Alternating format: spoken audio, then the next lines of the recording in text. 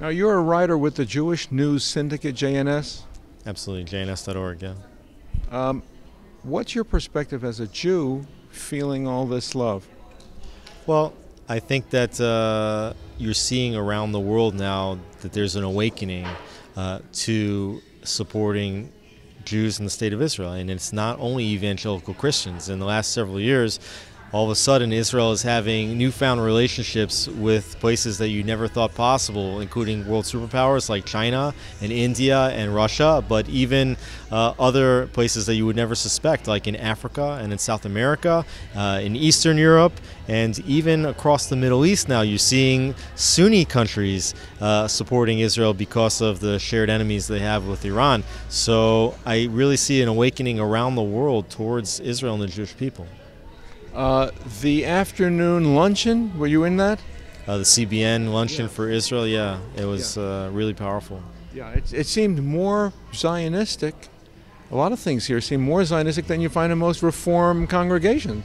Well, exactly, because, I mean, first of all, you see a lot of real conservative values, which means that people here, I think, by and large, are supporting U.S. President Donald Trump, and they're very supportive of Trump's support for Israel, including moving the embassy from Tel Aviv to Jerusalem, which is expected to happen on Israel's 70th birthday in May, and also the support of Israel at the United Nations. So, you know, they're taking his lead and supporting Israel, but rather in Reform synagogues, for example, those are Hillary Clinton voters, and they don't support Donald Trump, and so you see that, and they don't support Prime Minister Benjamin Netanyahu. So it's differences of politics, I think. How do Israelis feel about President Trump and his administration? I think that Israelis really like Donald Trump, especially a breath of fresh air after President Obama, who really disrespected Prime Minister Benjamin Netanyahu and of course did not veto the anti-Israel resolution at the end of his presidency, and also tried to isolate Israel diplomatically. And here you have President Trump that appoints Nikki Haley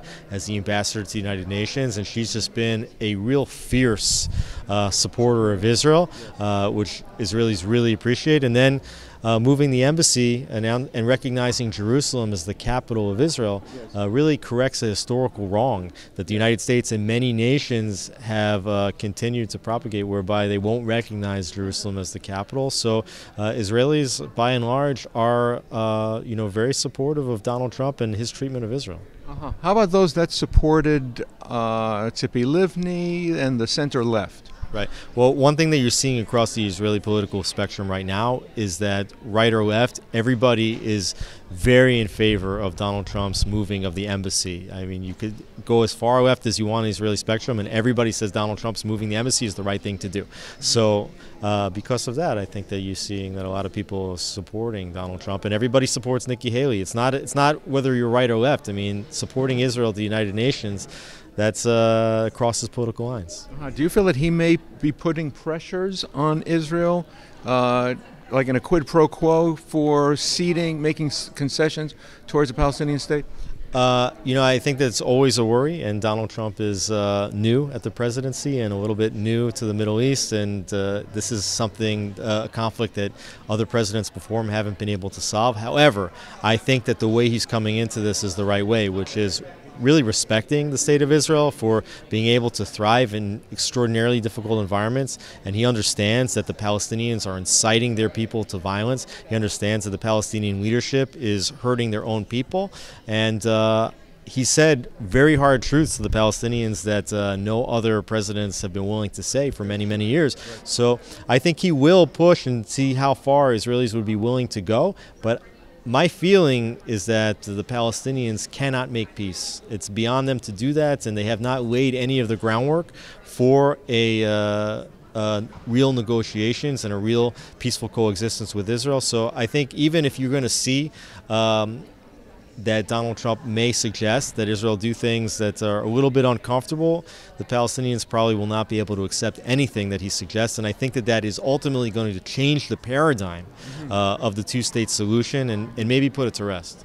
Final question. You travel in the circles with the Prime Minister.